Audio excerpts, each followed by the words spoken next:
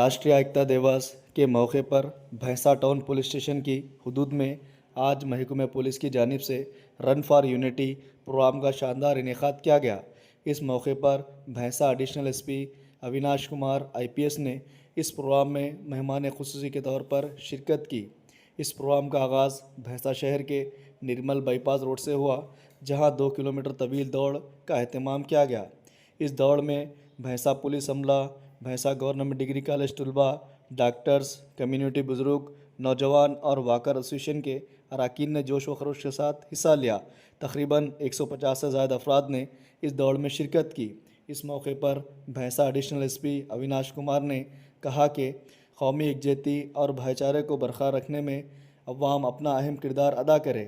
बादअज़ां भैंसा town circle inspector जी गोपीनाथ ने तमाम शुरका का शुक्रिया अदा करते हुए बताया कि ऐसे प्रोग्राम अवामी एकजुटती और सेहतमंद समाज के फ़रोग में अहम किरदार अदा करते हैं।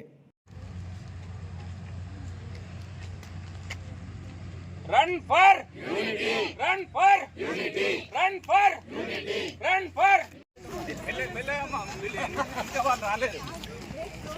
మెల్లగా గర్ల్స్ ప్లీజ్ సారాలు ముందుకు వెళ్తారు కొద్దిగా ఆగాలి